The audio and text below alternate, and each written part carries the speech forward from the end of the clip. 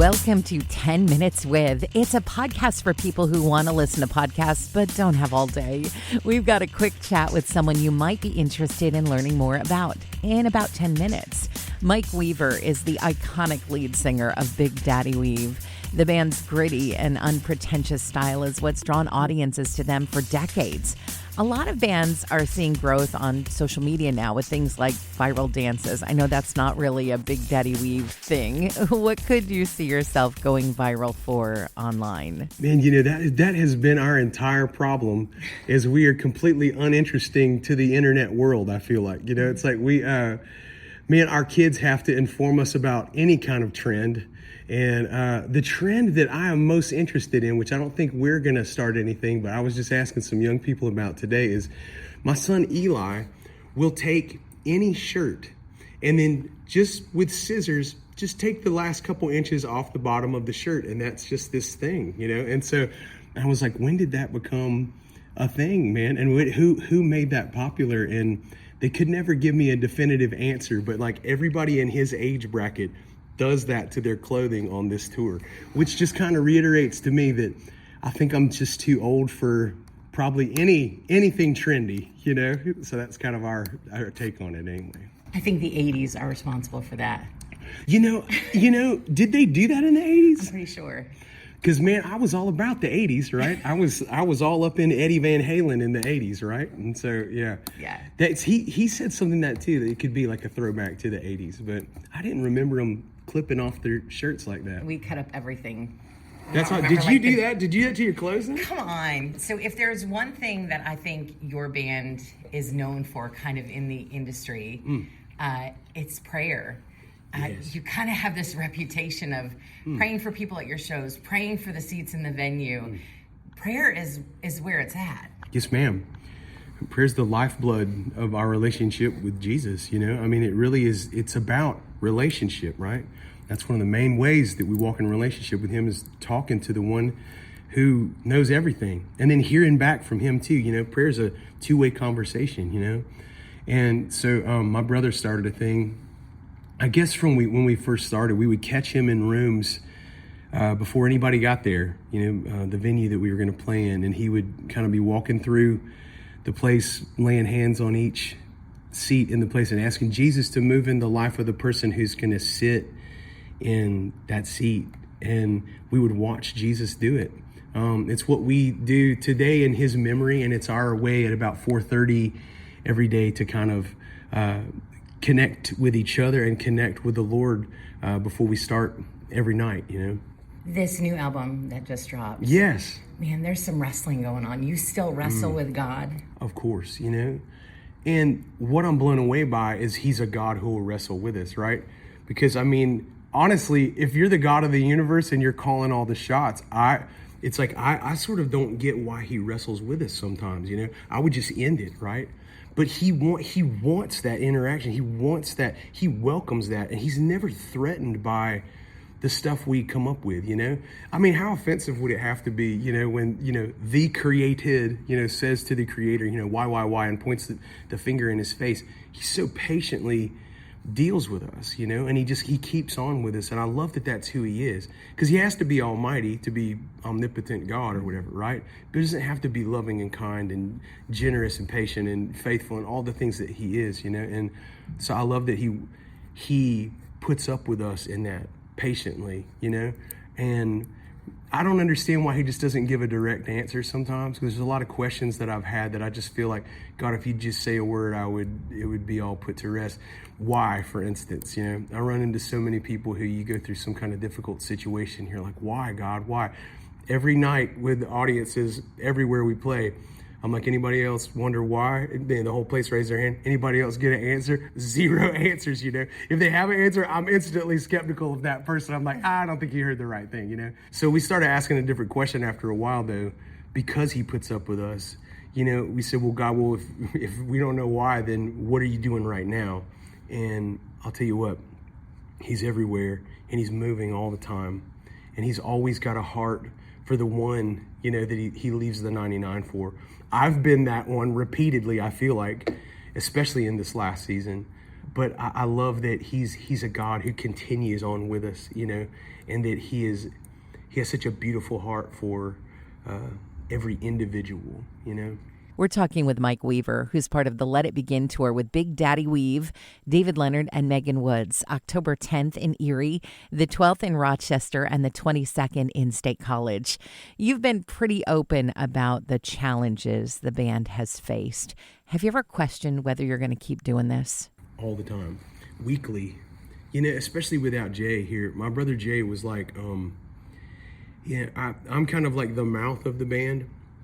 And there's a part of me that's the heart of the band. There's so much of what the songs come from that are just kind of out of my life. But he really was like a driving force among us. And so to not see him standing where he and my, you know, thoughts should be standing every night, it just hurt, you know. And it was a really, really rough time for a while. And I was looking for a way out. I was, you know, but the Lord would never let me, or the other guys, they would not let me either, you know. I'm like, it just hurts too bad. I said, this is damaging me. But about, I guess right before last Thanksgiving, man, Jesus did a profound work in my heart. It's like he gave me a new heart. I had an encounter with him sitting on my RV, which I call Redneck Holy Ground, you know.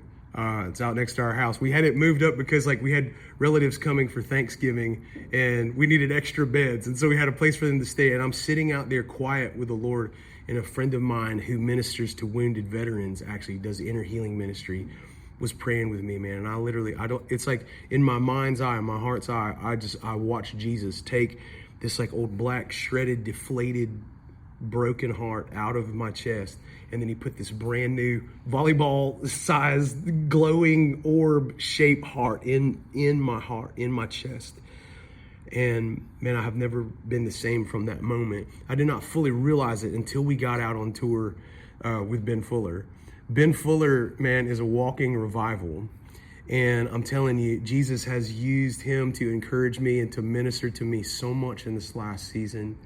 And we have just seen God do tremendous things once again, and just only proven that he's the God that puts things back together when everything falls apart. He's the God who makes all things new. Like I've watched him do it, you know, and in this time so up close, you know. Is Glowing Volleyball Heart going to be a song?